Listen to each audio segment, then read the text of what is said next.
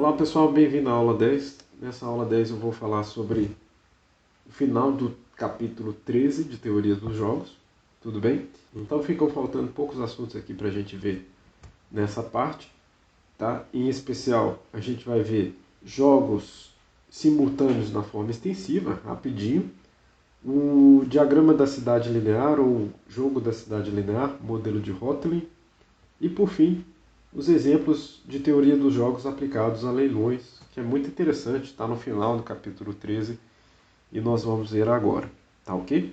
Então, vamos lá para a aula de hoje. Eu sou o professor Vitor Sena, esse é o período letivo especial de 2020 do curso de Microeconomia 2 da Universidade Federal de Ouro Preto.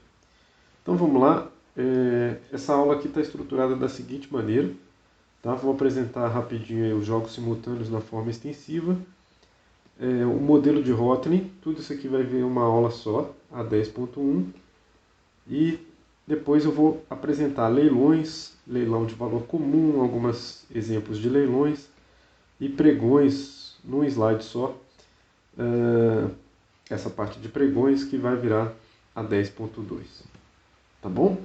Então, duas aulas aqui para essa sessão 10, que é bem curta, bem rápida, espero que vocês gostem, tá bom? Então vamos lá.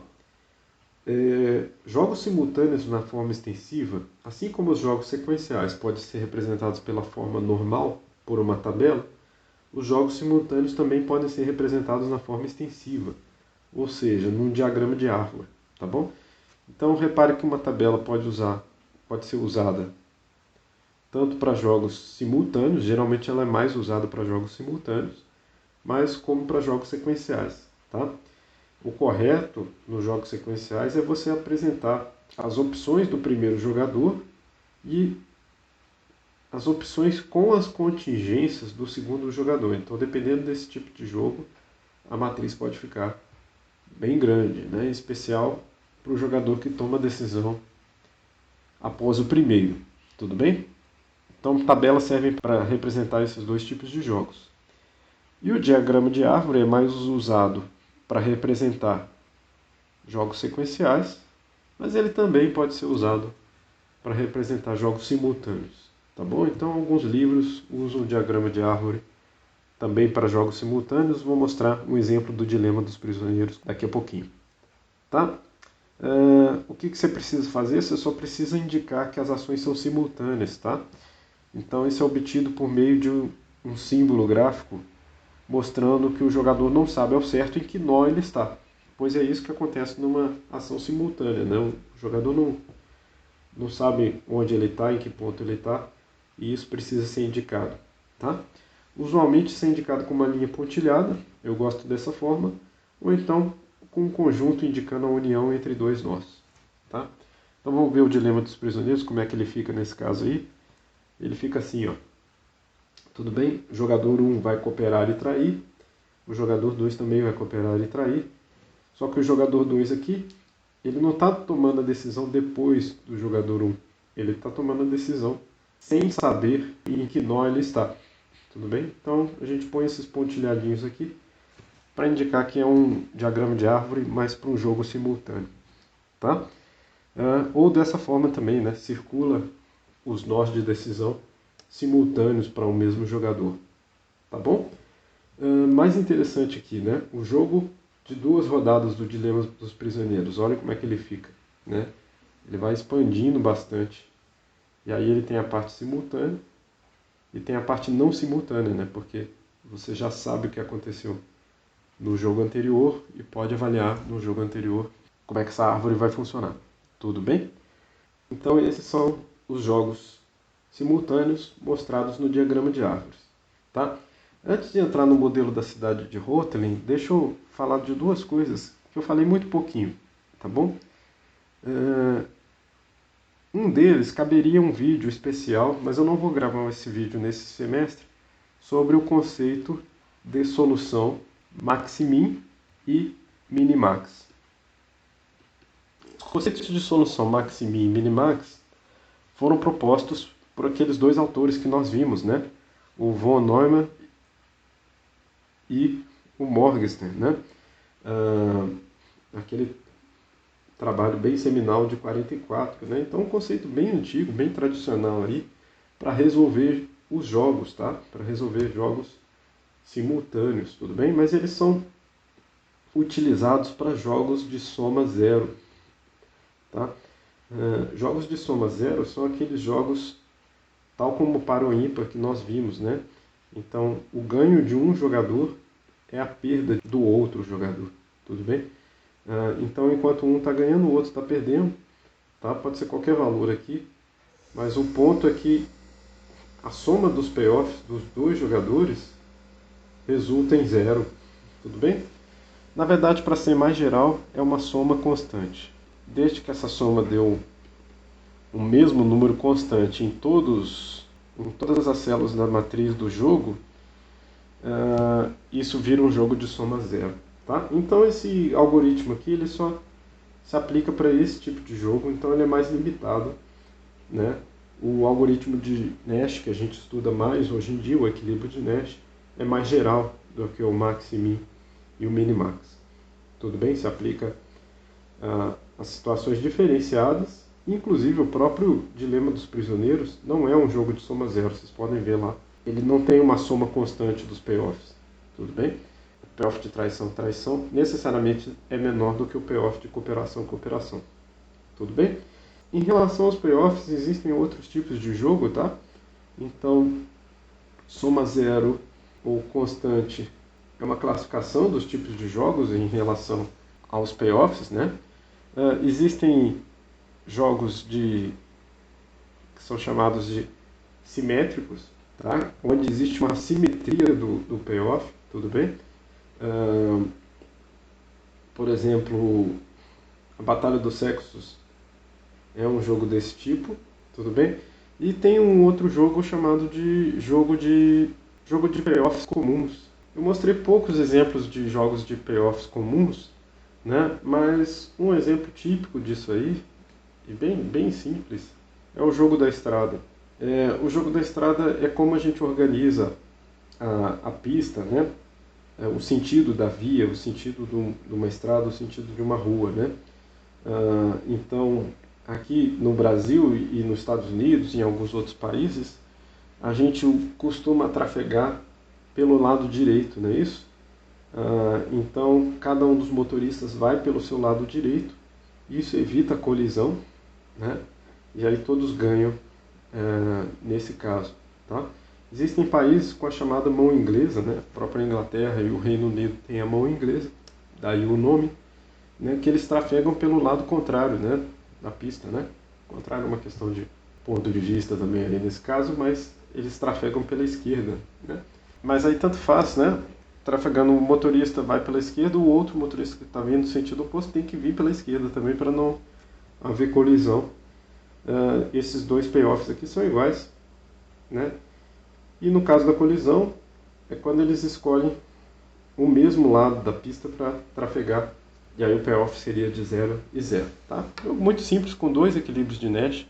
Então a mão inglesa é equilíbrio de Nash e a mão brasileira, né, é também o equilíbrio de Nash, tá? Esse é um chamado jogo de payoff comum. Ainda um pouquinho sobre isso, né? Existe um túnel que liga a França, que tem mão norte-americana, mão pela direita, à Inglaterra, né, que tem mão esquerda, né? Vocês já pensaram como é que eles fazem para fazer um túnel que liga duas vias de tráfego de sentido oposto? Então pensa aí, depois você descobre como é que eles fizeram lá nesse túnel, tá bom? Deixa eu mostrar um jogo muito simples também, a gente vai falar dele na última aula desse curso, na aula 12.3, tá? E aí ele retrata o seguinte, né? Ele retrata que às vezes o número de ações em um determinado jogo pode ser muito grande, tá? Isso vai ter um pouquinho a ver com o jogo que a gente vai passar da cidade linear daqui a pouquinho. Então, pensa num jogo que é o seguinte, é o jogo do Ultimato, tudo bem? Ele tem várias versões. Imagina uma versão que ele é feito com dois irmãos, tudo bem? Um irmão, uma irmã, duas irmãs, tá? De qualquer maneira. Vamos falar uma irmã e um irmão, tudo bem? A irmã mais velha e o irmão mais novo. Digamos que a irmã mais velha recebe um dinheiro nesse jogo, né? Vamos falar aí R$ 100. E ela recebe esse dinheiro para distribuir com o irmão mais novo. Tudo bem? Então ela deve distribuir esse dinheiro para o irmão. Tá ok?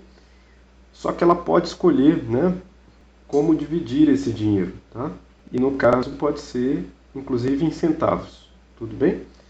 Então é um jogo sequencial onde quem recebe o dinheiro primeiro pode escolher ficar com 100 e distribuir 0. Tudo bem? Então aqui está a divisão, né? Então a pessoa pode escolher ficar com 100. Então F100 é ficar com 100 e dar 0. Não está dando nenhum centavo para o irmão mais novo. Ficar com 99,99 reais e distribuir 0,01 um centavo para o irmão, tá bom? E por aí vai. Vai ter várias opções. Tem livros que colocam dessa forma aqui, ó. Tá? Coloca pontinho, pontinho, pontinho, porque existe uma infinidade de opções aí. Nesse caso aqui, 100 dividido por 0,01 e mais duas opções dos inteiros aqui no final, né?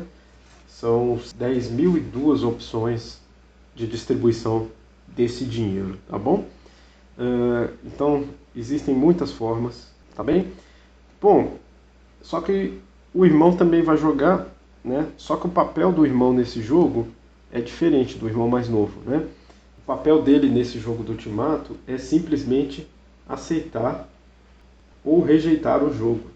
Quando ele aceita, ele simplesmente pega o dinheiro que a irmã dê para ele, tudo bem? Então, digamos que a irmã dividiu meio a meio, só para pensar num caso. Então a irmã ficou com 50 e deu 50 para ele, tá? Então ele pode aceitar esse jogo e aí ele fica com o payoff que foi dividido, tá?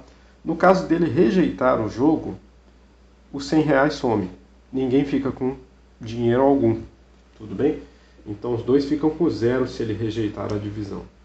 Então ele pode aceitar, o poder dele é esse, aceitar ou rejeitar a proposta. Tudo bem? Pensa um pouquinho aí no jogo do Ultimato, pensa qual que é o equilíbrio de Nash desse jogo. Tá bom? Racionaliza com os jogos que nós já vimos, principalmente os jogos sequenciais. O jogo da Centopeia que nós vimos, o jogo do concurso de beleza, ou seja, do metade da média, com a escolha dos números, o jogo do Charlie Brown, vários jogos sequenciais que nós vimos aí, os jogos do exemplo do livro, do serial. Racionaliza aí, pensa aí qual vai ser o equilíbrio de Nash, tá bom? Pode pausar o vídeo, pensar um pouco, e aí vocês respondam aí e anotem, tá bom? Bom, para quem pensou em qual será o equilíbrio, mas o equilíbrio é a irmã ficar com R$ 99,99, ou seja, ela fica com a maior quantia possível e só passa uma quantia positiva para o irmão mais novo, só passa 1 centavo para o irmão mais novo, pois 1 centavo é melhor do que 0, não é isso? Então, pela racionalidade de agentes maximizadores, o irmão mais novo pensaria, bom, 1 centavo é melhor do que 0, então é melhor eu aceitar essa proposta. A melhor resposta é aceitar, ao invés de rejeitar, pois rejeitando eu fico com 0. Né? É claro que se a irmã decidisse ficar com 100 e passar 0 para o irmão, isso aí seria indiferente à situação do irmão rejeitar. Né? Então a irmã está querendo evitar também essa situação de indiferença em relação a esse jogo. Né? Ela vai ficar com R$ 99,99 e passar 1 centavo. Né? Se fosse um jogo de quantias inteiras, né, ela ficaria com R$ 99 e passaria R$ 1 para o irmão mais novo. Esse é o equilíbrio de Nash do jogo do Ultimato. Mas então, novamente, aquilo que nós vimos na aula 9.2. Né? Quando a gente coloca isso para as pessoas fazerem, para os humanos fazerem, eles não respondem de acordo com esse equilíbrio de Nash, tudo bem? Então as pessoas não racionalizam dessa forma. Então o irmão mais novo geralmente vai rejeitar esse jogo quando é feita essa divisão injusta, então ele prefere ficar com 0 do que ficar com 1 centavo, e pode ser que na utilidade para ele 1 centavo não agregue valor de utilidade, né? Então aqui seria uma questão de representar esse payoff não apenas monetariamente, mas utilitariamente. Então vira uma questão a descobrir, né? A desvendar esse problema aí, por que ele acha que 0 é igual a 0,01 centavo. Novamente, né, se a gente colocar uma dinâmica, lembra daquela aula de jogos dinâmicos também, né, aula 8.3. Se a gente colocar uma dinâmica aí, pode ser que na dinâmica, rejeitando as propostas muito injustas, ele leve esse jogo para um equilíbrio um pouco mais justo. Tá? Então existem evidências que equilíbrios, também com humanos, né, que equilíbrios mais justos, né, não precisam ser meio a meio, mas equilíbrios onde a irmã mais velha fique com 60 e repasse R$40 para o irmão mais novo, eles são mais aceitos, por exemplo, tá? Ou 70 e 30. Então, no caso, envolve, da parte do jogador que toma a decisão primeiro, tentar descobrir qual é esse fino ajuste aí que deixa o jogo ser aceito pelo jogador que pode aceitar ou rejeitar o jogo do ultimato. Tá? Então, vejam que isso aí coloca alguns limites muito interessantes a serem estudados sobre a racionalidade dos agentes econômicos. Tá? Qual maximizadores eles são, qual a questão sobre os payoffs que nós temos de considerar, né? Tipo, o valor monetário pode se traduzir em payoff diretamente ou é mais difícil. A gente sabe que pode ser que não necessariamente existe essa relação tão direta entre valor do dinheiro e utilidade. Tá bom? Vamos ver outro jogo aqui, um jogo super interessante sobre a cidade linear, é chamado de modelo da cidade linear de Hotelling. Tá? Harold Hotelling foi o economista que formulou esse modelo de localização. E é um jogo bom, pois com apenas poucos elementos a gente tira algumas lições. É a grande questão da teoria dos jogos e a grande questão dos modelos econômicos. Né? Com uma descrição breve e sucinta, você conseguir representar coisas interessantes sobre a realidade. Então vejamos duas versões desse modelo, uma discreta e a contínua. Tá? A discreta eu vou tirar de um livro do famoso autor sobre teoria dos jogos, Ariel Rubinstein. O Rubinstein tem um livro chamado Economic Fables, traduzindo fábulas econômicas, né? Onde ele apresenta rapidamente esse modelinho, foi de onde eu tirei. Eu acho que deve aparecer em outros livros do Rubinstein, tá? Se não estou enganado, mas minha memória mais recente foi lá que eu vi. Tudo bem? Suponha uma cidade linear com extensão limitada e 7 prédios residenciais e 7 quiosques de venda. Tá? Pode ser venda de sorvete, por exemplo. Pensa numa cidade com uma avenida na frente da praia, né? E esses prédios estão localizados na frente da praia, e na praia, na frente de cada um desses prédios, existe um quiosque. Tá? Então, precisamos dizer aqui também que cada prédio possui o mesmo número de consumidores, e os consumidores tratam todos os quiosques como iguais, substitutos perfeitos aí, tá? Tanto faz o quiosque 1 ou o quiosque 2, são todos iguais aí, tá? A única coisa que eles desejam é comprar no quiosque mais perto de onde moram. Tudo bem? E aí o jogo começa com a seguinte situação: 2 comerciantes precisam solicitar à prefeitura qualquer um desses quiosques. Suponham que sejam os 2 primeiros comerciantes a solicitar esses quiosques para a prefeitura, sendo que o pedido será feito simultaneamente, tá? Então é um jogo simultâneo aqui, voltamos para a versão simultânea dos jogos. O comerciante 1 vai ter que submeter a proposta dele no envelope, e o comerciante 2 também submete a proposta dele no envelope, tá? Aqui tem um desenhozinho que eu fiz dessa cidade. tudo bem? Então tem os 7 prédios aqui, ó, e os quiosques aqui na beira-mar, na frente de cada um dos prédios. Na aula presencial, eu perguntava para os alunos, né, escolhia 2 alunos, e perguntava, olha, onde você quer colocar seu quiosque? Tudo bem? E muita gente colocava aqui, por aqui, tá? Então eles colocavam, olha, eu quero colocar meu quiosque em frente ao prédio 2, e o outro fala em frente ao prédio 5, tudo bem? Como vocês já devem estar imaginando, existe um equilíbrio de Nash para esse jogo também, tá ok? Vamos pensar sobre essa opção sugerida aí que eu falei, tá? Se o comerciante escolhe o quiosque em frente ao prédio 2, quer dizer que ele pega todos os consumidores do prédio 1, tá? Todos os consumidores do prédio 2, pois é o quiosque mais perto, todos os moradores do prédio 3, também é o quiosque mais perto, mas ele perde os moradores do prédio 4, ele perde os moradores do prédio 5, 6 e 7, pois todos esses moradores aqui ficam mais perto do quiosque 5, tá?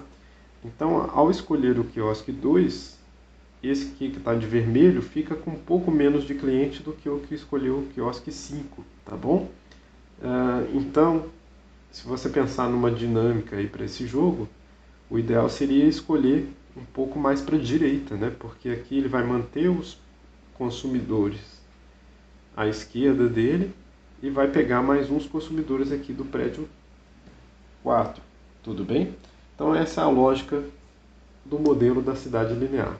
O ponto aqui é que os consumidores que estão em um prédio equidistante são indiferentes e vão para um determinado quiosque com probabilidade meio a meio, tá? Então se fica equidistante o quiosque 2 do quiosque 5, por exemplo, ele vai escolher meio a meio para qual quiosque ele vai. E caso os comerciantes solicitem o mesmo quiosque, tá? Vocês já devem estar pensando aqui, por que os dois não solicitaram o quiosque 4, que fica no meio dessa avenida aí, né? Se eles escolherem o quiosque 4, eles vão ter que dividir o mercado meio a meio, tá? Então, no caso aqui de um jogo discreto, a prefeitura decide aleatoriamente, né, com 50% de chance, quem vai ficar com o quiosque.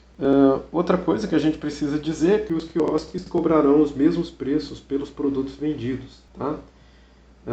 Então a pergunta que eu já fiz, né, qual quiosque você solicitaria para a prefeitura? Tudo bem? Bom, uma versão extensiva desse jogo aqui, ó, coloca todos os quiosques para o comerciante 1, jogador 1, e todos os quiosques para o jogador 2, né?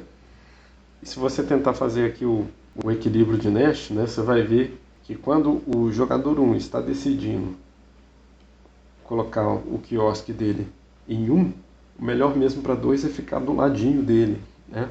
Escolher o quiosque 2, olha só. Então 2 é o que retorna maior payoff. Se o jogador 2 está escolhendo o quiosque 2, o melhor mesmo para o jogador 1 é escolher um quiosque à direita, né? Então escolher o quiosque 3, tudo bem? Mas se o jogador 1 está escolhendo o quiosque 3, o melhor mesmo para o jogador 2 é escolher um quiosque ainda mais à direita desse que está à direita. Então escolher o quiosque 4, tudo bem? E se o jogador 2 está escolhendo o quiosque 4, o melhor mesmo para o jogador 1 é também tentar escolher o quiosque 4 e sortear na sorte quem vai ficar com esse quiosque, tá? Dado que ele está escolhendo 4, só para confirmar aqui, vocês podem investigar todos os payoffs aí nesse jogo, mas o melhor também para o outro jogador é também escolher esse, tudo bem? Ou seja, eles convergiram para o quiosque 4, tá? Então, algumas vezes, quando eu fiz esse exercício em particular, ele já está no final de teoria dos jogos, né? Então, quando eu fiz esse exercício em particular para os alunos, das últimas vezes que eu apliquei esse jogo, realmente os alunos escolhiam o quiosque 4, o prédio 4, tá bom? Então, esse é o equilíbrio de Nash desse jogo, tá? Essa não foi a maneira que o Rotling formalizou, tá? O Rotling pensou no modelo um pouquinho mais geral, é uma cidade linear onde você tem consumidores ao longo dessa cidade inteira, né? Uma avenida que tem número de consumidores bem distribuído, né? E os comerciantes são aqueles que decidem onde colocar o seu estabelecimento, tá bom? Então tem o comerciante A e tem o comerciante B aqui, né? Eles praticam preços PA e PB. Esse PA e PB depende um pouco da distância, né? Então tem um preço de distância aí, tá? Então essa cidade linear tem um comprimento L fixo. Aqui esse comerciante A consegue ganhar todo o lado que está à esquerda do mercado dele, pois ele é o quiosque mais próximo, e ganha todo o lado à direita, que está até a metade do caminho entre ele e o próximo quiosque. Tudo bem? Esse aqui é o consumidor que fica exatamente indiferente entre ir para o quiosque A ou ir para o quiosque B. Tudo bem? Então o quiosque B pega uma parte próxima a ele, que é chamada de Y, e pega a parte da cidade à direita dele, tudo bem? Que é chamada de B. Tá? Então é preciso dizer também que cada consumidor tem um custo C de se deslocar para qualquer ponto da cidade linear, e no ponto E tem aquele consumidor que está indiferente, tal como eu falei, né? Olha só, esse consumidor que está indiferente, ele faz com que o preço de A mais o custo de deslocamento, que é representado por um custo marginal vezes a distância, então C vezes X, é igual ao preço de B mais o custo de deslocamento da distância Y. Tá? Então, repara aqui, ó, X está aqui, Y está aqui. Tá? Mas esse consumidor que está no ponto E, ele está indiferente entre ir para lá e ir para cá. Então, a equação que traduz isso em termos dos preços e do custo de deslocamento que ele tem é essa daqui. Tá bom? E a gente pode isolar o x, né? O x vai ser simplesmente dado pela diferença de preços entre os dois quiosques, e isso dividido pelo custo marginal de deslocamento. Se os dois quiosques estão adotando o mesmo preço, isso aqui vai para zero. E aí o x tem que ser igual a y, tá? Então é exatamente o consumidor que está no meio do caminho. Não há novidade aí. Bom, mas como a gente teoriza isso, né? Tipo, sabemos que L é o comprimento da cidade inteira, né? Da cidade linear. L igual a A mais X mais Y mais B. O Y que a gente colocou lá na outra equação nada mais é do que, isolando esses termos aí, L menos A menos X menos B. Então vamos fazer isso aqui para aquele consumidor.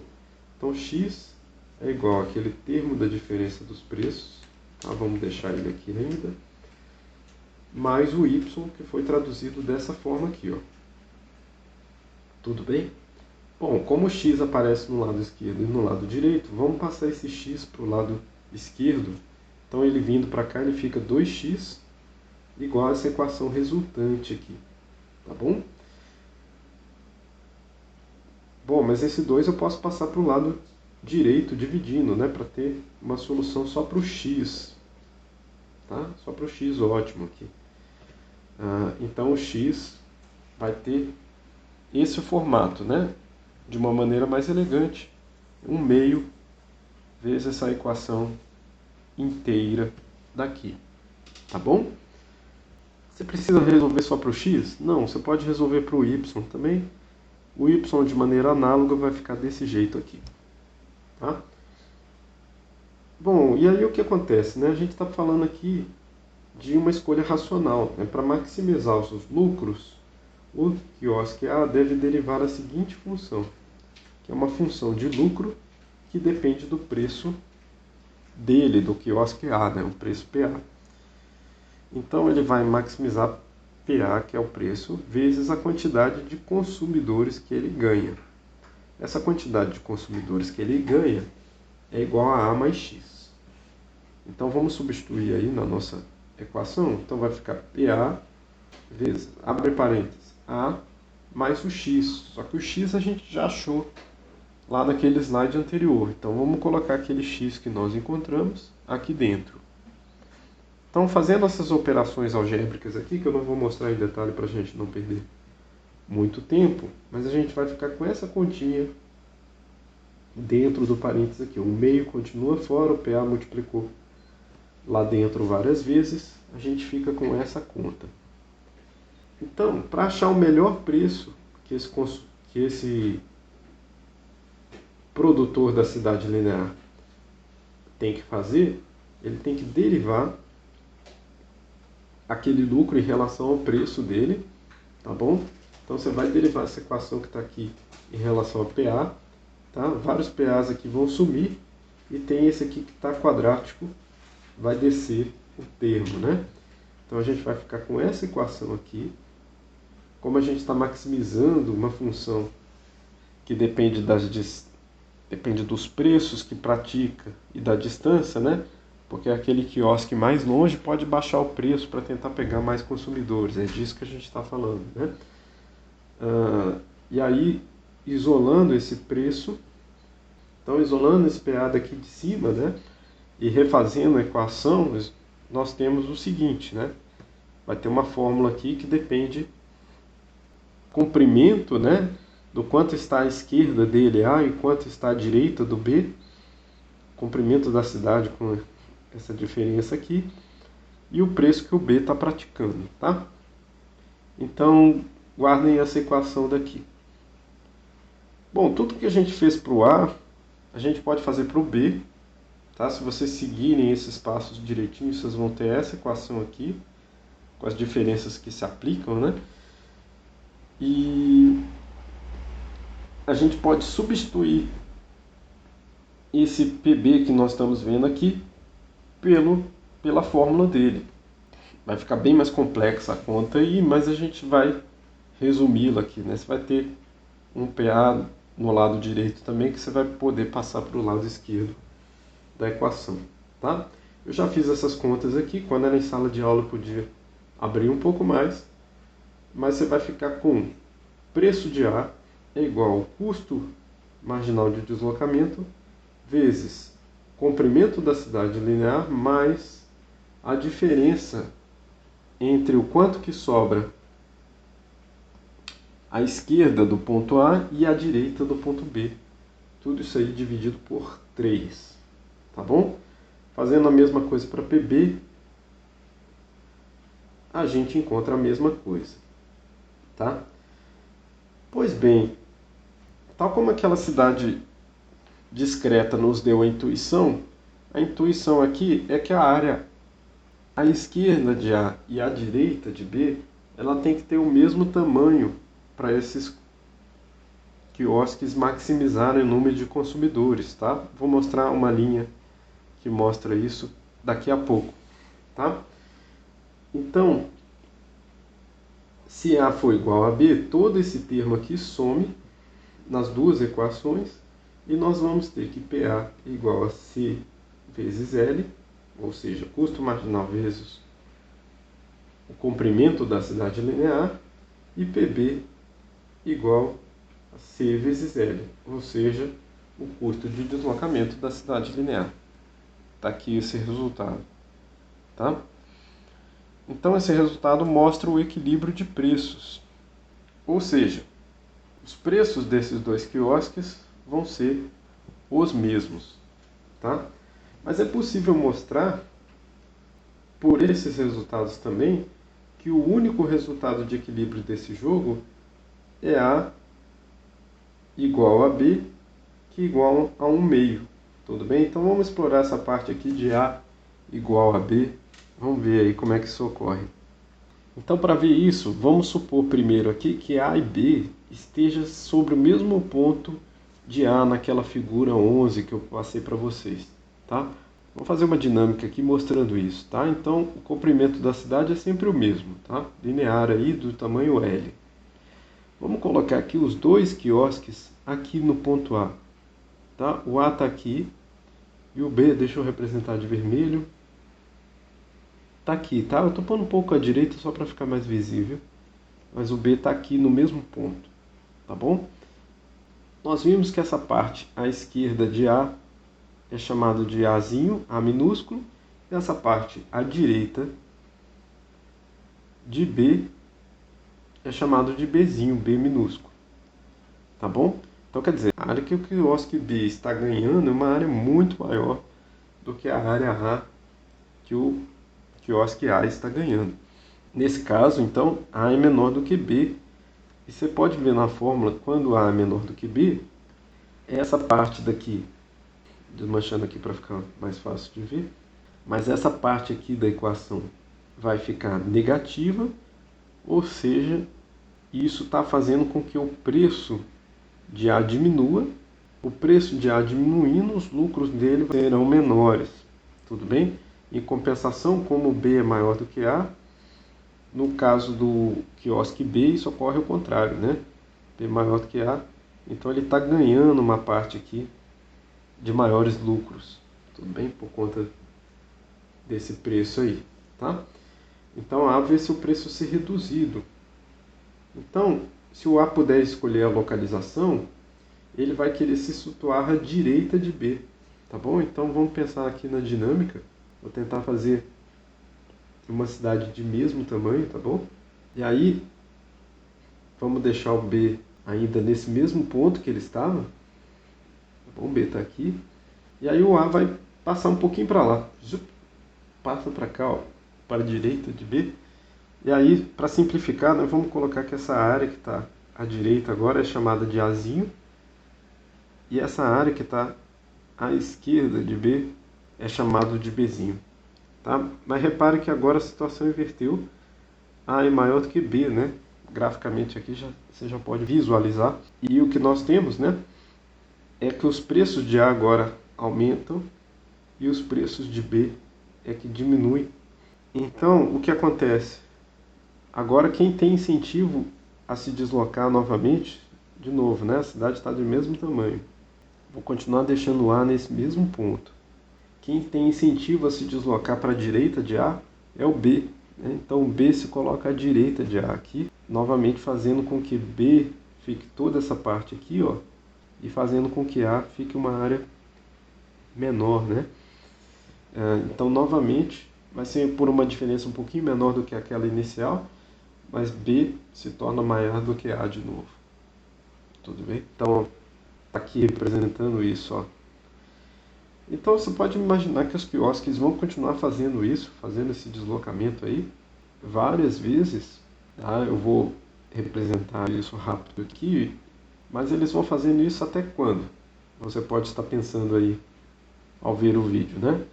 Eles vão fazer isso até chegarem no meio, né? Porque a partir do meio já não tem incentivo a se deslocar. Então, deixa eu colocar aqui para vocês o meio da cidade. Então, quando eles estão no meio da cidade, né, como eu mostrei anteriormente, eles estão com A igual a B, A igual a meio e B igual a meio. Então, esse é o ponto de equilíbrio da cidade linear.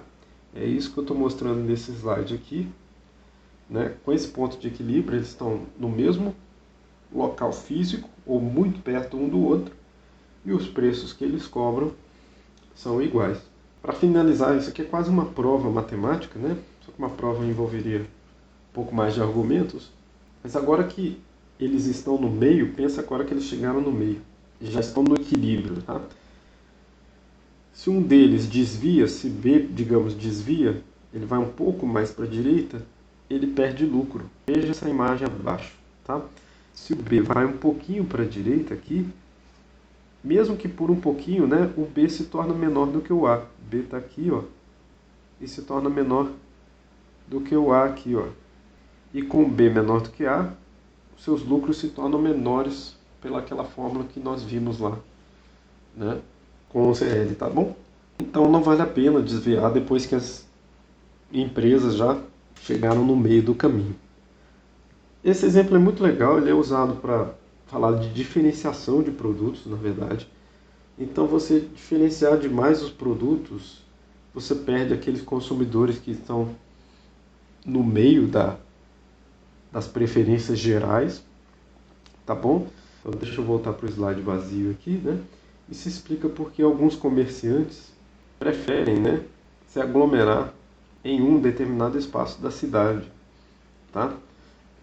Em Belo Horizonte, por exemplo, tem a Rua dos Móveis, a Rua dos Sapatos, a Rua das Oficinas Mecânicas, né? Essas ruas que têm um tipo de comércio só.